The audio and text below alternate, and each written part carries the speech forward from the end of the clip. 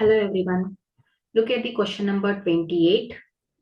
Prove that secant A into 1 minus sin A into secant A plus tan A is equal to square root of 1 plus cos A into 1 minus cos A into cosecant A. So ಇಲ್ಲಿ ನಾವು left hand side ಅನ್ನ prove ಮಾಡ್ತಾ is equal to right hand side ಅಂತಾನು ಮಾಡ್ಬೋದು. Or left hand side ಅನ್ನ separate prove ಮಾಡಬಹುದು, right hand side ಅನ್ನ ಕೂಡ ಸಪರೇಟ್ ಪ್ರೂವ್ ಮಾಡಿ ಎರಡು ಈಕ್ವಲ್ ಅಂತ ಕೂಡ ಹೇಳ್ಬೋದು ಮಕ್ಕಳೇ. ಸೊ ಇಲ್ಲಿ ನಾನೇನ್ ಮಾಡ್ತಾ ಇದ್ದೇನೆ, ಸಪರೇಟ್ ಆಗಿ left hand side and write hand side ಅನ್ನ ಪ್ರೂವ್ ಮಾಡ್ತೇನೆ. So here left hand side equation is secant A into 1 minus sin A into secant A plus tan A ಅಲ್ವಾ.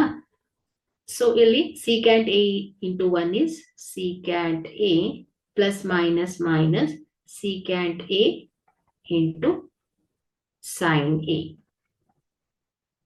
ಸೊ ಇದನ್ನ ಆಸ್ ಇಟ್ ಈಸ್ ಹಾಗೆ ಬರೀತೇನೆ. So secant A plus tan A. Okay, so ಇಲ್ಲಿ secant A minus secant A ಏನ್ ಹೇಳಿ, reciprocal of cos ಅಲ್ವಾ.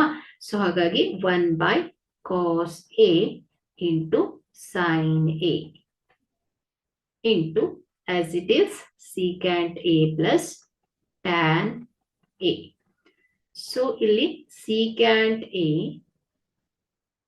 sin A by cos A is equal to tan A.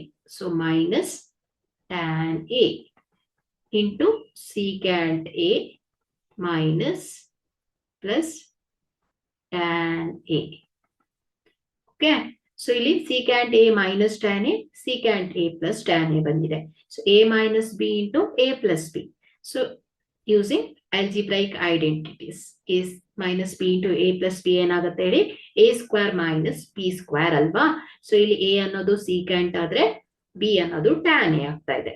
So ಇದನ್ನ secant square A minus tan square A ಆಯ್ತು. So this is equal to secant square A minus tan square A. So using trigonometric identity, secant square A is equal to ಏನ್ ಹೇಳಿ, 1 plus tan square A ಅಲ್ವಾ. So secant square A is equal to 1 plus tan square A. So secant square A minus tan square A is equal to ಏನಾಗುತ್ತೆ, 1 ಆಗುತ್ತೆ. Okay. So by using this trigonometric identity, we write secant square A minus tan square A is equal to 1. So take this as equation number 1. Okay. So next ನಾವೇನ್ ಮಾಡೋಣ, right hand side equation ಅನ್ನ ತಗೊಳ್ಳೋಣ. So right hand side equation, so ಏನಿದೆ, square root of 1 plus cos A into 1 minus cos A into cosecant A ಇದೆ ಅಲ್ವಾ. So ಇಲ್ಲಿ square root ಅಲ್ಲಿ ಬರೋದಿಲ್ಲ, ಇದು ಬಿಟ್ಟು ಇಂಟು ಕೋಸಿಕ್ಯಾಂಟ್ ಎ ಇದೆ. ಸೊ ಇಲ್ಲಿ square root of 1 plus cos A into 1 minus cos A, A plus B into A minus B formal ಇದೆ. ಸೊ ಏನ್ ಬರಿಬಹುದು, A square minus B square. So ಹಾಗಾಗಿ 1 square minus cos square A into cosecant A. Okay. So this implies square root of 1 square ಅಂದ್ರೆ 1 ಆಗ್ಬಿಡತ್ತೆ. So 1 minus cos square A into cosecant A. Okay, so square root of 1 minus cos square. Again, using trigonometric identity, sin square A plus cos square A is equal to 1. Alva? So 1 minus cos square A is equal to sin square A. So ಹಾಗಾಗಿ ಇಲ್ಲಿ ನಾನು 1 minus sin square A ಬದಲು 1 minus cos square A ಬದಲು ನಾನು ಏನ್ ಬರೀತೀನಿ, sin square A into cosecant A ಆಗುತ್ತೆ.